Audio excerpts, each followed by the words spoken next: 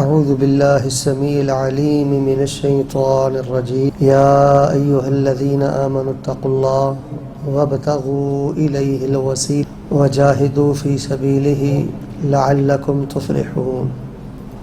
گرامی قدر ذی وقار سامعین حضرات، یہ جو آیت میں نے آپ کے سامنے تلاوت کی ہے، اس کا ترجمہ یہ ہے: یا ایھا الذین آمنوا اتقوا اللہ، اے لوگو جو ایمان لائے ہو، جو مومن ہو، اللہ تعالیٰ کا تقوی اختیار کرو، اللہ تعالیٰ کی ناراضگی سے بچ کر زندگی بسر کرو، گناہوں سے بچ کر زندگی بسر کرو، تقوی والی زندگی بسر کرو۔ وابتغوا الیہ الوسیلہ، اور اللہ تبارک و تعالیٰ کا قرب تلاش کرو، اللہ تبارک و تعالیٰ کی نزدیکی تلاش کرو۔ وجاہدوا فی سبیلہ، اور اللہ تعالیٰ کی راہ میں خوب کوشش کرو، محنت کرو، جہاد کرو، لعلکم تفلحون، تاکہ تم کامیاب ہو جاؤ۔ یہ غالباً سورۃ المائدہ کی 32 نمبر آیت ہے، اور یہ قرآن پاک کی بہت زیادہ مظلوم آیت ہے۔ یعنی ظلم کی بات یہ ہے کہ یہ آیت اس لیے نازل ہوئی تھی تاکہ اللہ کے بندوں کو اللہ کے ساتھ جوڑا، غیروں سے توڑ کر اللہ کے ساتھ جوڑا جائے۔ ظلم اب یہ ہو رہا ہے کہ یہی قرآن شریف کی آیت پڑھ پڑھ کر لوگوں کو اللہ کے ساتھ توڑا جا رہا ہے، اور درباروں، مزاروں اور قبروں اور بابوں کے ساتھ جوڑا جا رہا ہے۔ بر صغیر پاک و ہند میں یہ آیت بہت زیادہ پڑھی جاتی ہے، اور یقین مانیں یہ ایک بڑی تلخ اور بڑی تکلیف دہ حقیقت ہے کہ جتنا درباری کاروباری نظام ہمارے ہاں چل رہا ہے، وہ اس آیت کی آڑ میں ہی سارا کچھ ہو رہا ہے۔ اس آیت کو اچھی طرح سمجھنے کی کوشش کریں، اور یقین مان لیں کہ سب سے بڑا خطرناک ایک گناہ یہ ہے کہ اللہ تبارک و تعالیٰ نے ایک بات کہی نہیں ہے تو ہم اللہ تبارک و تعالیٰ کی کہی ہوئی بات کا معنی اپنی طرف سے بگاڑ کر اللہ تعالیٰ کی طرف وہ چیز منسوب کر دیں جو اللہ تعالیٰ نے سرے سے کہی نہیں۔ اب یہ جو آیت ہے کہ ایمان والوں تقوی اختیار کرو اور اللہ کا قرب اور اللہ کی نزدیکی ڈھونڈو، یہ آیت رسول اللہ صلی اللہ علیہ وسلم پر نازل ہوئی ہے۔ سب سے پہلے اس آیت پر رسول اللہ صلی اللہ علیہ وسلم نے عمل کیا ہے۔ یہ حکم نبی علیہ الصلوۃ والسلام کے لیے بھی ہے، حضرت ابوبکر کے لیے بھی ہے، سیدنا عمر کے لیے بھی ہے۔ تو آئیے سب سے پہلے دیکھیں کہ رسول اللہ صلی اللہ علیہ وآلہ وسلم نے اس آیت پر کیسے عمل کیا، حضرت ابوبکر صدیق رضی اللہ تعالیٰ نے کیسے عمل کیا۔ تو یہ وابتغوا الیہ الوسیلہ، اس کا معنی یہ ہے کہ نیک اعمال کر کے، حسنات کر کے اللہ تعالیٰ کا قرب تلاش کرو۔ بنیادی طور پر یہ جو وسیلہ اردو میں ذریعے کے معنی میں، واسطے کے معنی میں استعمال ہوتا ہے، عربی کے کلمہ وسیلے کے ساتھ اس کا کوئی تعلق نہیں ہے۔ عربی زبان میں جو وسیلہ ہے اس کا معنی ہے قرب، اس کا معنی ہے نزدیکی، کہ ایمان والو تقوی والی زندگی بسر کرو اور اپنے اللہ کا قرب تلاش کرو، فرما برداری کے ساتھ، اطاعت کے ساتھ، اللہ کی راہ میں کوشش کر کے اپنا آپ کھپا دو اللہ کی راہ میں تاکہ تم کامیاب ہو جاؤ۔ اور اگر اس کو ذریعے کے معنی میں لینا بھی ہے، کوئی واسطے وسیلے کے معنی میں لینا بھی ہے، تو میرے پیارے بھائیوں، ہمارے دین میں، قرآن میں، احادیث میں صرف 3 طرح کے ذریعے اور 3 طرح کے وسیلے ایسے ہیں جن کو رسول اللہ صلی اللہ علیہ وسلم نے جائز قرار دیا ہے اور بعض کو مستحسن قرار دیا۔ تو اللہ تبارک و تعالیٰ کے قرب کے لیے جو ایک بہت بڑا ذریعہ جس کا قرآن میں ذکر ہے اور انبیاء کی زندگیوں میں ذکر ہے، وہ یہ ہے کہ اللہ تبارک و تعالیٰ کو پکارا جائے اللہ تبارک و تعالیٰ کے ناموں کے ساتھ۔ حضرت ایوب علیہ السلام بیمار ہوئے تو انہوں نے کیا کہا تھا؟ رب انی مسنی الضر وانت ارحم الراحمین۔ رب کہہ کر اللہ کو پکارا ہے، میرے پروردگار مجھے تکلیف نے چھو لیا ہے اور تجھ سے بہتر کوئی رحم نہیں کر سکتا، رب کہا ہے۔ حضرت یونس علیہ السلام مچھلی کے پیٹ میں تھے، کیا کہا کہ لا الہ الا انت، اللہ تعالیٰ آپ میرے الہ ہیں، تیرے سوا میرا الہ کوئی نہیں۔ میں مچھلی کے پیٹ میں آپ کو کیوں پکار رہا ہوں کہ اللہ تعالیٰ آپ میرے الہ ہیں، تیرے سوا میرا الہ کوئی نہیں۔ یعنی آپ نبیوں کی دعائیں پڑھ کے دیکھ لیں، بعد والے نبی نے پہلے فوت ہونے والے نبی کے واسطے وسیلے سے کبھی دعا نہیں کی۔ حضرت یونس علیہ السلام نے یہ نہیں مچھلی کے پیٹ میں کہا کہ یا الہ العالمین مجھے حضرت ابراہیم کے وسیلے اور واسطے اور صدقے یا اللہ مچھلی کے پیٹ سے نکال دے۔ حضرت نوح علیہ السلام نے یا اللہ تیرے دین کے لیے بڑے دھکے کھائے، ان کو بڑا ستایا گیا، ان کے واسطے وسیلے سے اللہ تعالیٰ مجھے سمندر سے باہر نکال دے۔ لا الہ الا انت سبحانک۔ رسول اللہ صلی اللہ علیہ وسلم کی دعائیں دیکھ لیں، یا حی یا قیوم برحمتک استغیث، اللہم انی اسألک بانی اشہد انک انت اللہ لا الہ الا انت الاحد الصمد الذی لم یلد ولم یولد ولم یکن لہ کفوا احد۔ اللہ تعالیٰ کے ناموں کا وسیلہ ہے، اللہ کے ناموں کا ذریعہ ہے، اللہ کے ناموں کا واسطہ ہے۔ نبیوں کی دعائیں دیکھ لیں، رسول اللہ صلی اللہ علیہ وسلم کی دعائیں دیکھ لیں، آپ کو دو چیزیں ملیں گی یا 3 چیزیں ملیں گی، اللہم، ربانہ اور رب ملے گا۔ تو میرے پیارے بھائیوں، قرآن شریف کی یہ آیت پڑھ کر سادہ لو مسلمانوں کے عقیدے کے ساتھ کھیلا جاتا ہے، اور یہ جو بات کہی جاتی ہے نا کہ اس وقت تک اللہ تعالیٰ تمہاری دعائیں قبول نہیں کرے گا جب تک فوت ہونے والے بزرگوں کی، ولیوں کی اور پیروں کی وساطت سے تم اللہ تعالیٰ سے نہیں مانگو گے۔ میرے پیارے بھائیوں، یہ سراسر قرآن کی آیت کی تحریف، اس سے بڑا قرآنی آیت کے ساتھ کوئی ظلم ہی نہیں ہے۔ آپ حضرت آدم علیہ السلام کی دعا دیکھ لیں، ربنا ظلمنا۔ میں تو کسی وقت حیران ہوتا ہوں کہ شیطان بڑا چلاک اور بڑا ہوشیار ہے اور بڑا دشمن ہے بندے کا۔ خود جب اس نے اللہ سے دعا کی تھی نا تو اس نے کہا تھا، ربے کہہ کے کہا تھا، اے میرے رب انظرنی الی یوم یبعث، اے میرے پروردگار تو مجھے قیامت تک کے لیے نا تھوڑی سی مہلت دے دے۔ اس نے اللہ تعالیٰ کو ربوبیت کا واسطہ دیا، اللہ تبارک و تعالیٰ نے شیطان کی دعا کو بھی قبول کر لیا۔ خود شیطان نے ڈائریکٹ مانگا اللہ تعالیٰ سے، ربے کہہ کے مانگا، اور لوگوں کو دیکھ لو وسیلے کی آڑ میں کس بدترین شرک میں مبتلا کر دیا۔ حضرت آدم نے ربا نہ کہا ہے اور اس شیطان نے خود ربے کہا ہے، اور لوگوں کو دیکھ لو الجھا کے رکھ دیا۔ تو میرے پیارے بھائیوں، اس آیت کی آڑ میں نبیوں سے، ولیوں سے، قبر والے بزرگوں کے واسطے وسیلے سے جو استغاثہ مدد طلب کی جاتی ہے، جو دعائیں مانگی جاتی ہیں، اس کا دین کے ساتھ کوئی تعلق نہیں ہے۔ سب سے پہلا میں نے آپ کو واسطہ، وسیلہ، ذریعہ بتا بھی دیا ہے، وہ اللہ تبارک و تعالیٰ کے اسماء حسنہ کا ہے، اللہ تعالیٰ کے پیارے ناموں کا ہے۔ اور دوسری بات یہ ہے کہ اگر آپ نے اللہ تبارک و تعالیٰ سے دعا کرنی ہے، واسطہ وسیلہ آپ نے ڈالنا ہے، تو اپنے نیک اعمال کو رکھ کے اللہ تعالیٰ سے مانگیں۔ جس طرح وہ حدیث آتی ہے بخاری شریف میں غار والی، کہ جب وہ غار کے اندر پھنس گئے، پتھر بالکل وہ رستے کے سامنے آ گیا، وہ اندر قید ہو کے رہ گئے، تو انہوں نے کہا تھا کہ اللہ کی بارگاہ میں اپنے اعمال پیش کرو اور اللہ سے دعائیں کرو۔ وہ بڑا معروف واقعہ ہے کہ ایک نے کہا تھا میں اپنے والدین کے لیے دودھ کا پیالہ لے کے ساری رات کھڑا رہا، دوسرے نے کہا تھا یا اللہ میں نے تیرے سے ڈر کے بدکاری نہیں کی اس عورت کے ساتھ، اور تیسرے نے کہا اللہ تعالیٰ تو جانتا ہے کہ میں نے وہ جو اس مزدور کا حق تھا تیری خاطر واپس کیا۔ اب خالص نیک اعمال کو اللہ کی بارگاہ میں پیش کر کے دعا کی، اللہ تبارک و تعالیٰ نے عافیت کے ساتھ ان کو گھروں میں پہنچا دیا۔ تو میرے پیارے بھائیوں، یہ جو آیت ہے نا، یا ایھا الذین آمنوا اتقوا اللہ وابتغوا الیہ الوسیلہ وجاہدوا فی سبیلہ لعلکم تفلحون، اس کا معنی یہ ہے وسیلے کا کہ اللہ تعالیٰ کا قرب تلاش کرو، اللہ کی نزدیکی تلاش کرو نیک اعمال کے ساتھ۔ اور اگر اس کا معنی آپ نے ذریعہ اور واسطہ وسیلہ کرنا ہے جو کہ اردو میں استعمال ہوتا ہے، تو وہ اللہ تبارک و تعالیٰ کے اسماء حسنہ کا وسیلہ واسطہ ہے،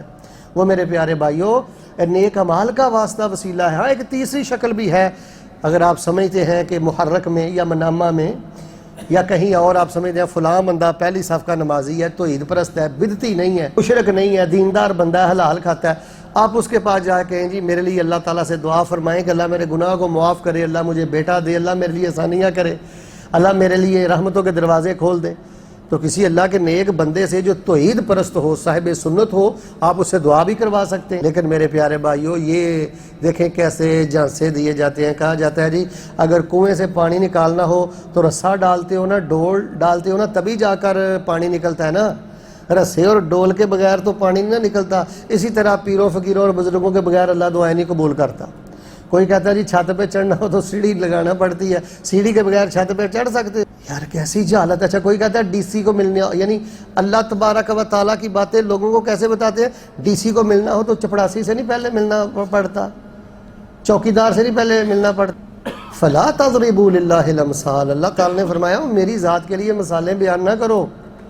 تو میرے پیارے بھائیوں، بہت بڑے یہ ظلم کی بات ہے، یقین مانیں یہ بالکل یہودیوں والا دھندا پیٹ کی خاطر، حلوے کی خاطر، جیب کی خاطر شروع ہو چکا ہے کہ جو آیت اللہ سے جوڑنے کے لیے آئی تھی ہمارے ممبروں پہ اور ہمارے مساجد میں، وہی قرآن شریف کی آیت پڑھ کر لوگوں کو اللہ سے توڑا جاتا ہے اور قبروں کے ساتھ جوڑا جاتا ہے۔ اور جو اللہ لا تأخذہ سنۃ ولا نوم، اللہ کی شان یہ ہے، مل کے بولے اللہ کو اونگ آتی، نیند آتی، وَنَحْنُ أَقْرَبُ إِلَيْهِ مِنْ حَبْلِ الْوَرِيدِ، اللہ رگے جاں سے بھی زیادہ قریب ہے۔ اللہ کا نام ہے قریب، اللہ کا نام ہے مجیب، اللہ کا نام ہے سمیع بصیر۔ اچھا جس اللہ کو اونگ نہیں آتی، جس اللہ کو نیند نہیں آتی، جو اللہ حی قیوم ہے، جو جان رگ سے بھی اپنے علم اور قدرت کے ساتھ قریب ہے، اچھا وہ اللہ ڈائریکٹ سنتا نہیں ہے؟ اور جن کو دنیا سے گئے ہزاروں سال گزر گئے ہیں اور ان کی قبریں 3-3 ہزار کلومیٹر کے فاصلے پر ہیں، وہ ڈائریکٹ سنتے ہیں؟ یعنی کیسے ظلم کی بات ہے کہ لا تأخذہ سنۃ ولا نوم، رب کے بارے میں عقیدہ ہے وہ ڈائریکٹ نہیں سنتا۔ وہ گناہگاروں کی نہیں سنتا، اور بھائی وہ گناہگاروں کی زیادہ سنتا ہے۔ تو میرے پیارے بھائیوں، آج کے مختصر درس کا خلاصہ یہ ہے کہ وسیلے کا حقیقی اور اصلی معنی یہ ہے اللہ تبارک و تعالیٰ کا قرب تلاش کرنا، اور اللہ کے قرب تلاش کرنے کا سب سے بڑا ذریعہ ہے رسول اللہ صلی اللہ علیہ وسلم کی سنت کے مطابق نیک اعمال کرنا۔ اور اگر آپ نے اس کا معنی واسطہ وسیلہ بھی کرنا ہے تو اللہ تعالیٰ کے اسماء حسنہ کا وسیلہ ڈالیں، نیک اعمال کا وسیلہ ڈالیں۔ اگر کوئی اللہ کا نیک ولی بزرگ زندہ ہے آپ اس سے دعا کریں، لیکن یہ عقیدہ رکھنا کہ ہماری اللہ سنتا نہیں اور ان کی اللہ موڑتا نہیں، یا یہ ہمارے اللہ کے ہاں سفارشی ہیں، ہماری ان کے آگے اور یہ آگے اللہ کے ہماری درخواستیں پیش کرتے ہیں، یہی باتیں تو قریش مکہ کہا کرتے تھے۔ ہؤلاء شفاعؤنا عند اللہ، یہ ہمارے سفارشی ہیں، ہم ان کی بارگاہ میں اپنی درخواست رکھتے ہیں، یہ اللہ کی بارگاہ میں پیش کرتے ہیں۔ تو یہ بڑا گھنونا عقیدہ ہے جی، اس کا دین کے ساتھ کوئی تعلق نہیں۔ پھر ضعیف روایات کو پیش کیا جاتا ہے، جھوٹے واقعات پیش کیے جاتے ہیں، اور یقین مانے اصل میں یہ لوگ سمجھتے ہیں کہ اگر لوگوں نے اس آیت کا صحیح معنی سمجھ لیا، صحیح مفہوم سمجھ لیا، اور یہ ڈائریکٹ اپنے اللہ کے ساتھ چمٹ گئے، جڑ گئے، تو یہ پھر ہمارا درباری نظام نہیں چل سکتا، ہمارا قبروں والا سلسلہ، یہ کاروبار نہیں چل سکتا۔ تو آج کے درس سے ہم پوری امت مسلمہ کے مسلمانوں کو یہ دعوت دیتے ہیں، یہ فکر دیتے ہیں، بھئی آپ کا اللہ بڑا رحیم ہے، آپ کا اللہ بڑا کریم ہے۔ یہ واسطے اور وسیلے میں فوت ہونے والے بزرگوں کا ذریعہ بنانا یہ قرآن و حدیث کی کسی دلیل سے ثابت نہیں ہے۔ مجھے آپ امانت داری سے یہ بات بتائیں، پاکستان میں، بحرین میں، دائیں بائیں پوری دنیا میں مجھے بتائیں کوئی ایک بھی ایسا بزرگ ہے جس کی شان نبی علیہ الصلوۃ والسلام کے بیٹے سے زیادہ ہو، بیٹی سے زیادہ ہو، چچا سے زیادہ ہو، جس کی شان حضرت علی رضی اللہ تعالیٰ عنہ سے زیادہ ہو؟ کبھی نبی پاک صلی اللہ علیہ وآلہ وسلم نے یہ کہا تھا کہ صحابہ میرے علی کے واسطے وسیلے سے مانگو پھر اللہ تمہاری سنے گا؟ یا حضرت علی رضی اللہ تعالیٰ عنہ کے بعد حضرت حسین رضی اللہ تعالیٰ عنہ نے کبھی یہ کہا ہو کہ اللہ تمہاری دعائیں تب سنے گا جب تم حضرت علی کے واسطے سے مانگو گے؟ حضرت حسین نے یہ بات کہی۔ تو یہ ساری چیزیں بعد میں گھڑی گئی ہیں، ان کا دین کے ساتھ کوئی تعلق نہیں ہے، اسلام کے ساتھ کوئی تعلق نہیں ہے۔ اس کا صحیح معنی یہ ہے کہ اللہ کا قرب تلاش کرو، اور قرب کی راتیں آ رہی ہیں، ٹھہر ٹھہر کے نیک اعمال کرو، نوافل رک رک کے پڑھو، سجدے آرام سے کرو، اور بڑی تسلی کے ساتھ اپنے اللہ تبارک و تعالیٰ کی اطاعت کرو، یہی اللہ تعالیٰ کے قرب کا ذریعہ ہے۔ اور یقین مانے ہم میں سے عزت والا انسان وہ ہے، یہ آخری جملہ میرا سن لیں، عزت والا انسان وہ ہے جس کو اللہ تعالیٰ نے عقیدہ توحید عطا فرمایا، توحید کی غیرت، توحید کی محبت، اولیاء سے پیار کریں، اولیاء کی عزت کریں، اولیاء کے لیے دعائیں کریں۔ لیکن میرے پیارے بھائیوں، ہماری دعاؤں میں یہ واسطہ نہیں ہے، ہماری دعاؤں میں یہ وسیلہ نہیں ہے، ہماری دعائیں قبولیت کے لیے ان کی محتاج نہیں ہے، یہ بڑے بعد کے معاملے ہیں۔ ہمارے دین اسلام میں پکی قبر کا کوئی تصور نہیں ہے، چڑھاوا چاڑھنے کا کوئی تصور نہیں ہے، مجاور بن کے بیٹھنے کا کوئی تصور نہیں ہے۔ بس جب وہ وسیلے کو جائز قرار دیا، ظاہر ہے جب ایک بزرگ کے بغیر ہماری اللہ دعائیں نہیں قبول کرتا تو ظاہر ہے پھر اس بزرگ کی گدی بھی بنے گی، دربار بھی بنے گا، نذرانے بھی آئیں گے، وہ سارا کاروبار سلسلہ شروع ہو جائے گا۔ تو جب انسان کہتا نا رب رب رب، اس میں بڑی طاقت ہے، اس میں بڑی محبت ہے۔ یہی انبیاء کا طریقہ ہے، یہی صحابہ کا طریقہ ہے، یہی سلف صالحین کا طریقہ ہے۔ ہم کہتے ہیں، اور دیکھیں بڑی عجیب و غریب باتیں کہیں جاتی ہیں، یا باول حق بیڑا تک ہے جی، لے 11ویں والے دا نام تے ڈوبی ہوئی تر جائے گی، بھئی لے عرش والے کا نام اور ڈوبی ہوئی تر جائے گی، ایسے باتیں نہیں۔ حضرت پیر عبدالقادر جیلانی رحمہ اللہ کی ایک کتاب غنیۃ الطالبین پڑھ کے دیکھیں، انہوں نے ان چیزوں سے منع کیا ہے۔ ہم کہتے ہیں کہ بزرگوں کے بغیر ہماری دعائیں قبول نہیں ہوتی، کون سا بزرگ ہے جو ساری زبانیں جانتا ہے؟ یہ ایک آپ کو سچا واقعہ سنا کے بات ختم کر دیتا ہوں، آپ کو بات سمجھ آ جائے گی۔ ایک پاکستانی گیا بغداد، وہ حضرت پیر عبدالقادر جیلانی رحمہ اللہ کی قبر میں دعا مانگ رہا سی، تھا وہ پنجابی پاکستانی، تے پنجابی پہ مانگدا سی، تو وہ قریب سے ایک بندہ گزرنے لگا، کہنے لگا حضرت صاحب کی زبان عربی ہے، ان کو پنجابی نہیں آتی، عربی میں مانگو۔ وہ آندہ مینوں عربی نہیں آتی، تو وہ کہنے لگے انہوں نے پنجابی نہیں آتی۔ تو اس لیے میرے پیارے بھائیوں، یہ حقیقی باتیں ہیں، یہ اللہ جانتا ہے۔ بڑے دکھ سے میں یہ کہہ رہا ہوں کہ سیدھے سادے لوگوں کو، بیچارے سیدھے سادے لوگوں کو کن کاموں میں الجھایا ہوا ہے۔ بیک وقت ہر کسی کی اللہ تعالیٰ فرماتے تم ایک میدان میں کھڑے ہو جاؤ، قاموا فی صعید واحد، ایک میدان میں کھڑے ہو جاؤ، کالے آ جائیں، گورے آ جائیں، لال آ جائیں، سرخ آ جائیں، اونچے قد کے آ جائیں، چھوٹے قد کے آ جائیں، اپنی اپنی زبانوں میں مانگو، جو مانگ سکتے ہو مانگو، بیک وقت مانگو۔ فرمایا میں بیک وقت تم تمام کی سن کے سب کو عطا بھی کر دوں تو میری بادشاہت میں اتنی کمی بھی نہیں آتی جتنی سمندر سے پانی کے قطرے کو نکال لیا جائے تو سمندر میں کوئی کمی نہیں آتی۔ فرمایا میری رحمتوں میں کوئی کمی واقع نہیں ہوتی۔ تو ایسے بے نیاز داتا کو چھوڑ کر جو کہتا ہے وَإِذَا سَأَلَكَ عِبَادِي عَنِّي فَإِنِّي قَرِيبٌ أُجِيبُ دَعْوَةَ الدَّاعِ إِذَا دَعَانِ فَلْيَسْتَجِيبُوا لِي وَلْيُؤْمِنُوا بِي لَعَلَّهُمْ يَرْشُدُونَ۔ تو میرے پیارے بھائیوں، یہ بالکل ایک شرکیہ سا انداز ہے اور ناجائز وسیلہ ہے جو بزرگوں کا اور فوت شدگان کا اور تبرک بقبور الصالحین یعنی نیک بزرگوں کی قبروں سے تبرک حاصل کرنے کا جو عقیدہ ہے، یہ قرآن کا نہیں ہے، یہ رسول اللہ کا دیا نہیں ہے، صحابہ میں ایسا کوئی معاملہ نہیں۔ آپ ہی مجھے بتا دیں، میں بات ختم کر دیتا ہوں، کبھی بدر کے جو صحابہ تھے کتنے عزت والے صحابہ تھے، مجھے بتائیں جو بدر میں شہید ہوئے ان کے جنتی ہونے میں شک ہے؟ کبھی نبی علیہ السلام نے کہا ہو کسی صحابی کو تو نے بیٹا لینا ہے، چل پہلے جو شہداء کے بدر کے شہداء ہیں نا ان کی قبر پہ جا کے پہلے کو چڑھاوا چڑھ کے وہاں جا کے دعا کر، اللہ تیری پھر دعا قبول کرے گا۔ شہداء بدر کی قبروں پہ بھیجا ہو، شہداء احد کی قبروں پہ بھیجا ہو، یار کیوں ہماری عقلوں پہ پردہ پڑ گیا؟ اپنی بیٹی کی قبر مجھے بتائیں، پاکستان میں پوری دنیا میں بتائیں کون سی قبر ہے جس کی حرمت نبی پاک کی بیٹی کی قبر سے بھی زیادہ ہے؟ کبھی اپنی بیٹی کی قبر پہ بھیجا ہو؟ یہ قبریں، یہ بزرگ، یہ اولیاء، یہ پیر، یہ بابے، یہ کہنا کہ ان کے بغیر اللہ دعائیں قبول نہیں کرتا، یہ میرے پیارے بھائیوں بدترین شرک کی صورت ہے۔ باقی رسول اللہ صلی اللہ علیہ وآلہ وسلم کی ذات کے وسیلے کی ضرورت نہیں ہے۔ جب ہم درود شریف پڑھ لیتے ہیں اس سے بڑھ کے رسول اللہ صلی اللہ علیہ وسلم کو عبادت کیا ہو سکتی؟ ہم کہتے ہیں بغیر درود کے اللہ دعا قبول کرتا۔ جب آپ نے کہہ دیا لا الہ الا اللہ وحدہ لا شریک لہ، یا آپ نے کہہ دیا اللہ اللہ ربی لا اشرک بہ شیئا، اس کے بعد آپ نے درود ابراہیمی پڑھ دیا، اللہم صلی علی پڑھ دیا، مجھے بتائیں اس سے بڑھ کر رسول اللہ صلی اللہ علیہ وسلم کا اور ذکر کیا ہو سکتا ہے؟ لہٰذا یہ کہنے کی کوئی ضرورت نہیں کہ رسول اللہ کی حرمت کے صدقے اور آپ کی ذات کے صدقے اللہ تعالیٰ میری دعا قبول کر۔ بہترین طریقہ یہ کہ اپنی دعا میں رسول اللہ صلی اللہ علیہ وسلم پر درود شریف پڑھیں۔ درود شریف پڑھیں گے ہمارے پاس سب سے بڑا خزانہ ہے، یہ ہمارے پاس سب سے بڑی دولت ہے درود شریف۔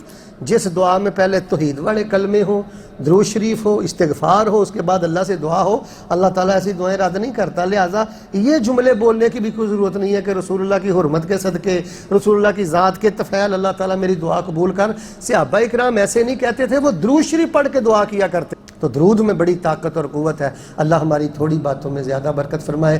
یا ایھا الذین آمنوا اتقوا اللہ وابتغوا الیہ الوسیلہ وجاہدوا فی سبیلہ لعلکم تفلحون۔ اللہ تبارک و تعالی اس آیت کے مطابق جو صحیح معنی و مفہوم ہے اللہ پاک ہمیں وہی سمجھنے کی اور اسی کو بیان کرنے کی اور اسی کو پھیلانے کی اور اسی پر اللہ تعالیٰ عمل کرنے کی توفیق عطا فرمائے۔ سبحان ربک رب العزت عما یصفون وسلام علی المرسلین والحمد للہ رب العالمین۔